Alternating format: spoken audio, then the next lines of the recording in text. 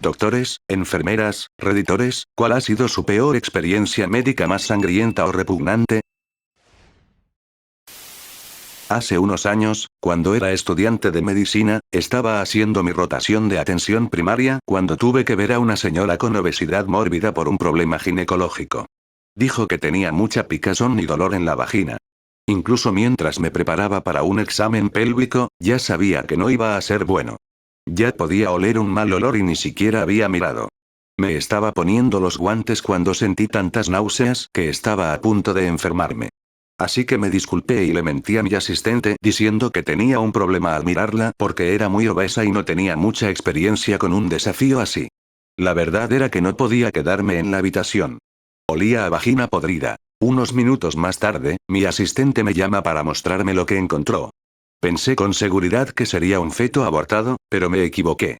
Entro con mi máscara y allí mi asistente cuelga este objeto cilíndrico cubierto de escombros ensangrentados. Era un maldito tampón. Aparentemente tuvo dificultades para quitárselo hace una semana. Mi asistente seguía diciendo apesta increíble. La paciente avergonzada estaba llorando y yo me sentía mal, pero tuve que salir de la habitación porque estaba empezando a regurgitar mi saliva y estaba a punto de vomitar. A día de hoy no puedo olvidar ese olor. Pasaron algunas semanas antes de que pudiera volver a tocar a mi novia. Creo que ese fue mi factor decisivo en cuanto a no entrar en obstetricia y ginecología. Simplemente no quiero volver a encontrarme con el olor a vagina podrida nunca más. Como paramédico, respondí a una llamada de accidente de tránsito, bebé expulsado. Nos preparamos para lo peor que podíamos imaginar. Llegué en aproximadamente 8 minutos, la policía estaba en la escena tratando de despejar el área de transeúntes, mirones y preservar la escena. Habían cubierto al bebé con la sábana amarilla de la muerte que los policías llevan en sus baúles. Levanto la sábana para revisar los signos vitales, pronunciar muerte, y no era un bebé, sino la mitad superior de una niña de 19 años que conducía una pequeña camioneta a unas 50 yardas de distancia. Ella conducía y discutía con su esposo de 19 años que era el pasajero. Iban a aproximadamente 55 millas por hora en una carretera de 2 carriles y se encontraron con un camión tirando de una casa móvil de doble ancho. Ella pasó debajo de la esquina delantera de la casa móvil, y ésta la cortó por la mitad.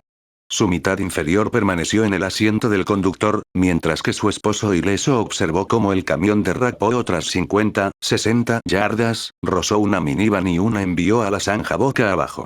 Cuando el camión se detuvo, la mitad inferior de la chica cayó al suelo. También encontramos un rastro de costillas que iba desde la cabina hasta la camilla y por el pavimento hasta llegar a su otra mitad. Parecía un plato de cine.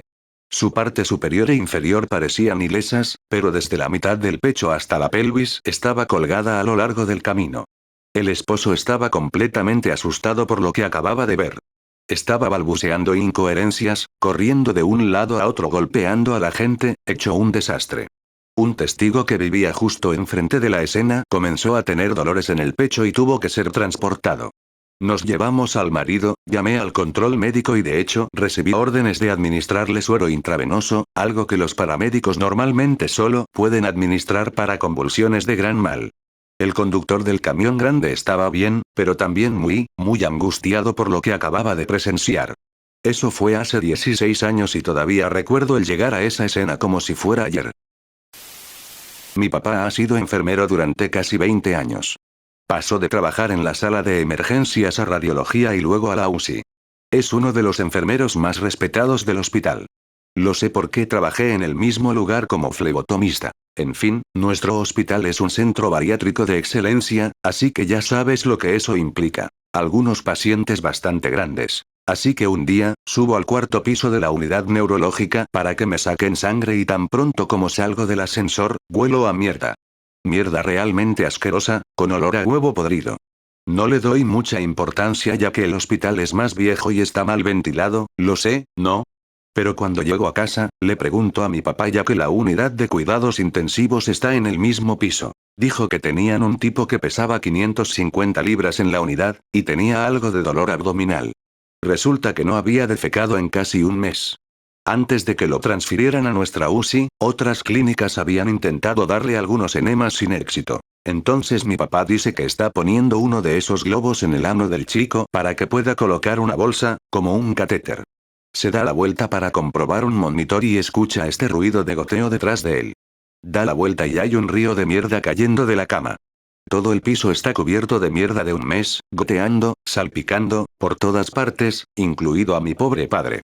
Él y todas las enfermeras se arremangan los uniformes como si fueran a pescar almejas y, después de una hora más o menos, limpian a este tipo. El servicio de limpieza se detuvo y les dejó un carrito y dijo, "Nope".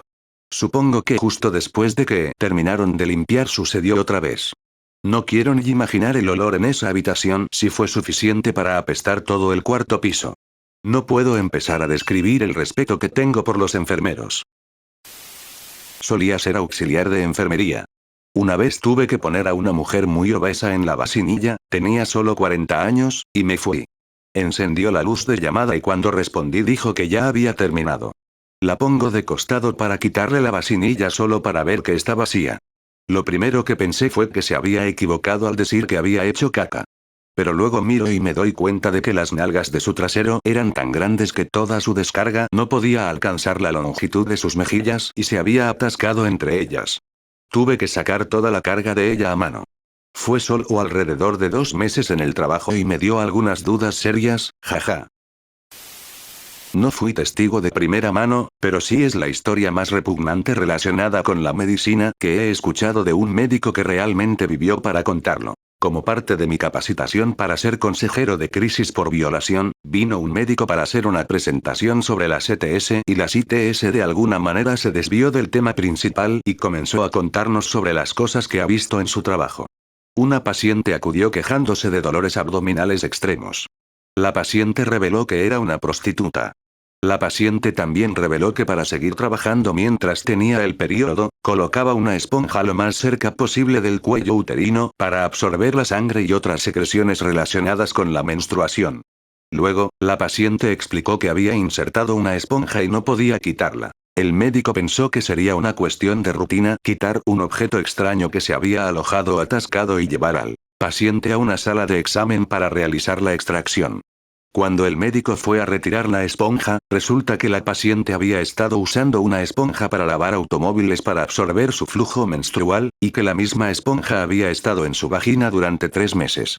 Cuando el médico finalmente logró sacar la esponja del carro, que se había convertido en una masa negra semisolidificada por exceso de absorción de fealdad, también soltó un torrente de fluidos que se habían estado macerando en la vagina de esta mujer durante 3 meses y los fluidos salieron a borbotones y casi cubrieron todo el piso de la sala de examen. El médico nos dijo que era la primera vez en sus más de 20 años de práctica que realmente vomitó mientras realizaba un procedimiento médico y que el hedor de esa habitación era tan asqueroso y acre que llenó toda la clínica e hizo vomitar incluso a una enfermera experimentada que estaba de pie en el pasillo. Mientras el médico volvía a contar esta horrible tragedia de vida a la que sobrevivió, no miró a nadie a los ojos.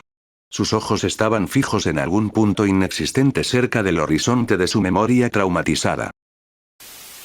Técnico de autopsias, investigador de muertes. Un hombre con obesidad mórbida había muerto en la habitación de un motel barato con la calefacción encendida y no fue encontrado durante varios días. Para cuando lo llevamos a la morgue, estaba horriblemente hinchado por el gas de descomposición y tenía todo el cuerpo morado y verde.